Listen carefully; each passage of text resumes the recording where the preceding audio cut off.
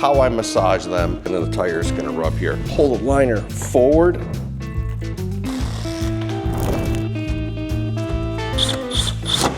Hello, my rubber friends. Welcome to the Lucky 8 channel. Today, we're gonna talk about this bane of my existence, the fender liner.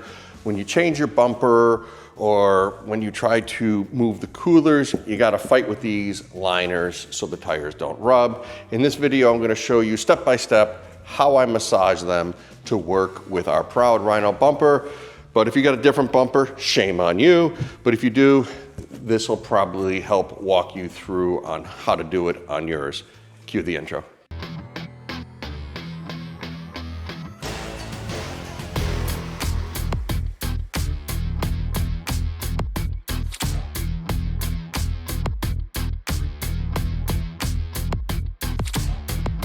That fender liner goes right here. I've already done the driver's side. I'm gonna bring the camera in so you can see what I did. And we're gonna talk about how to do that on the passenger side. I'm gonna show you a little cheat that I use so they kind of look like they belong there when you're done.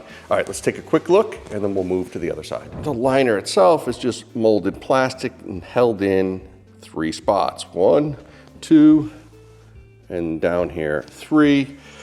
What I do is flex it and pull it out of the way so that the tire will clear. Right now the tire is at full droop, but as it comes up, it's gonna wanna make contact. And as you can see from this arc, this is gonna be the worst spot.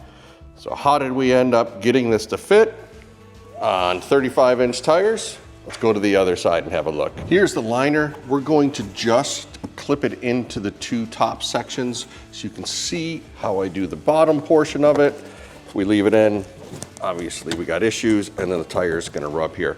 All right, come on the inside. As you're putting this liner in place, you wanna make sure that you have the plastic liner behind that little tab. That's for the lower engine guard. We're gonna wiggle this in place, pop in one of the poppers.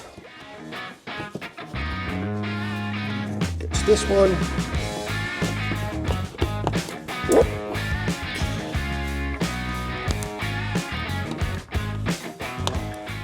This is essentially going to help you align it as we move to the other side. What we're gonna wanna do is pull the liner forward up against the bumper, and then I'm gonna take my paint pen, magic marker will do the same, and mark the bottom of the plastic piece where it meets the bumper support. Have a look.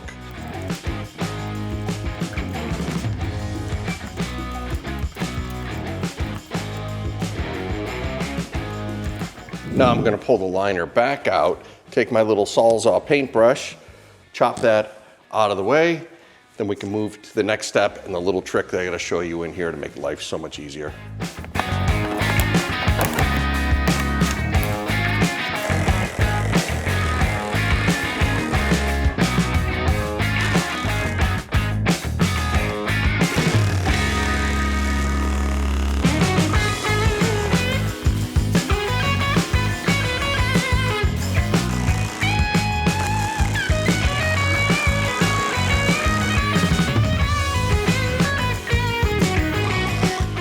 All right, let's slide the liner in.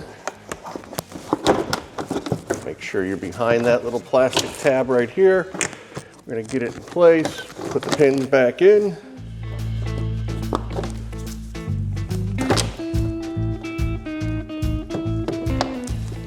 All right, this is where the trick is, right here. If you put the clip in, it pulls this too far forward. So what we're gonna do is we're gonna push it forward where we want it. Depending on your bumper will determine on how much this rocks.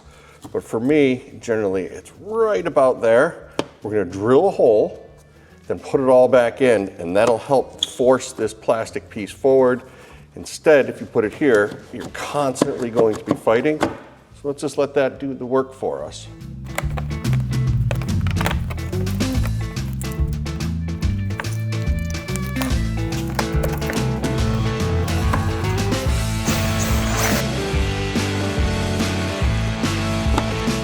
Now that that is all cut where we need it to be, I just run some zip ties through here to hold it in place, Or if you're feeling froggy, you can run self-tapping screws into the brace. I'll show you what it looks like when we're done with the zip ties.